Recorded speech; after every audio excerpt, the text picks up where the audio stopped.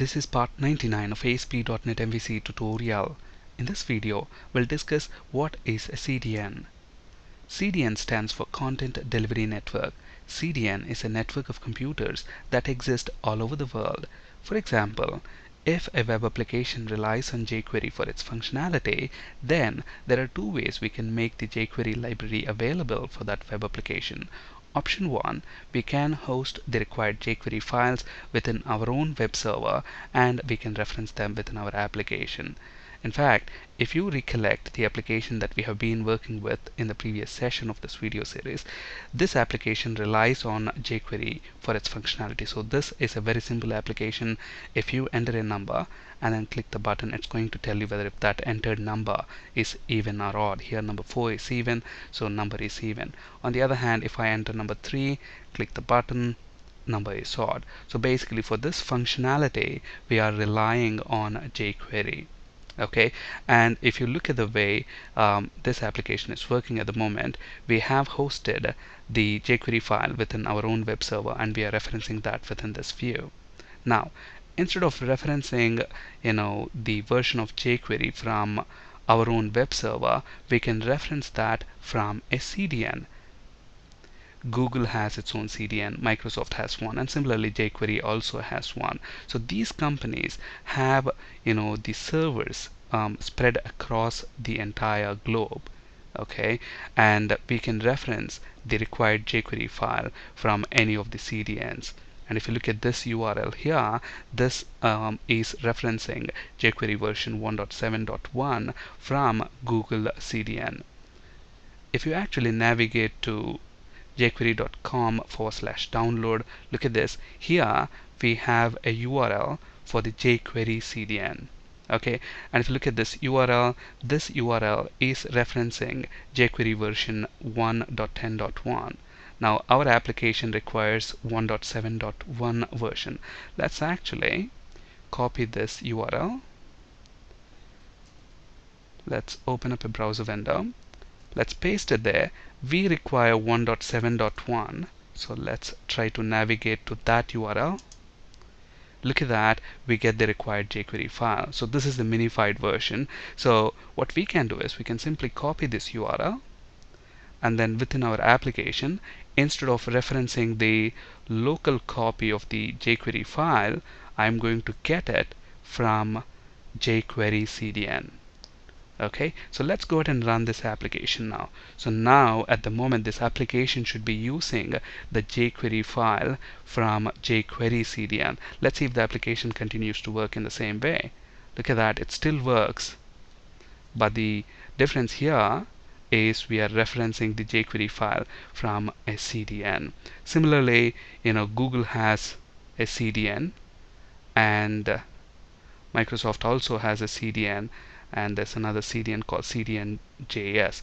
So if I click on Google CDN and then Microsoft CDN, look at that.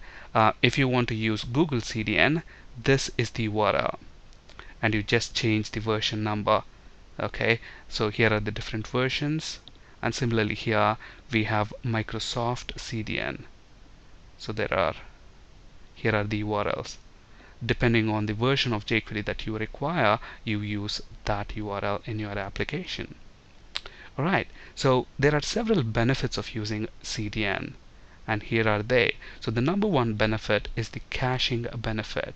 So what do we mean by caching benefit? Let's say for example, now here if you look at this, our application is using jQuery version 1.7.1 version from jQuery CDN.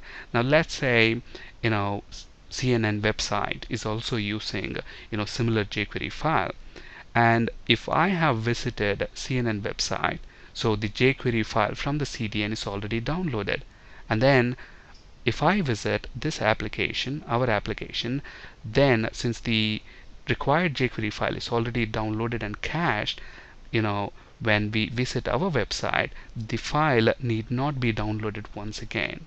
So the application is going to be much faster because there's one less thing to download, because it's already cached. Our application is going to use that cached version of the jQuery file. So we get that benefit when we use CDN. And we also get the speed benefit. Now CDN is nothing but it's a network of servers that are spread across the globe. Now let's say, for example, our web server is in North America, and now let's say we have a user from India trying to access our website.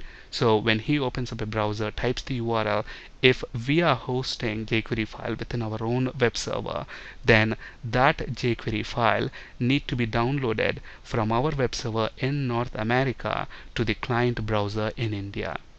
So it's a long way. Now, on the other hand, if we are using CDN, then there could be a CDN within India itself. So if there is a user accessing your application from India, the jQuery library will be downloaded from the nearest geographical server that's basically in India. So obviously that is going to increase the speed of your application as well. And it's also going to reduce network traffic to your web server. Now, the jQuery files are not downloaded from your web server. Instead, they are downloaded from a CDN. So it's going to reduce the network traffic to your web server. And the other greatest benefit is the parallelism benefit. Now, there is a limitation on how many components can be downloaded in parallel, and this limitation is per host name.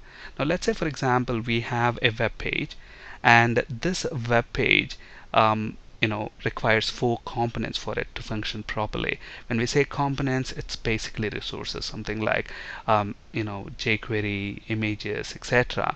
Now let's say there are 4 components that your web page requires, and let's say the limitation is that the browser can only download 2 components in parallel from a given host. Okay, now since there are 4 components, and let's assume in our example all these 4 components are hosted on our own server, on a single server, and the browser allows only 2 components to be downloaded in parallel, and let's say 2 components take 1 second to download. So when we request that page, what's going to happen? First 2 components will be downloaded in parallel, so the other 2 components have to wait until the first 2 components are downloaded, and they're going to take 1 second, let's say. So 2 components download in 1 second. The next 2 components are going to take another 1 second. So for the 4 components to download to the client machine, we're going to take 2 seconds in total if all of the components are hosted on a single server. On the other hand, let's say, for example, we are using a CDN and 2 of the resources are coming from a CDN. Okay, so that's a different host now. CDN is one host, your web server is another host. So now when we request the web page, 2 components are going to be downloaded from our web server, and 2 components are going to be downloaded from the CDN web server. And remember, the limitation is that only 2 components are allowed to be downloaded in parallel from a given host. Now we have 2 hosts, and both of the, as they are different hosts now, 2 components from our web server will be allowed to be downloaded in parallel, and at the same time the 2 other components will be downloaded from the CDN in parallel. So all the 4 components will be downloaded in 1 second. So that is parallelism benefit, and we get that by using a CDN.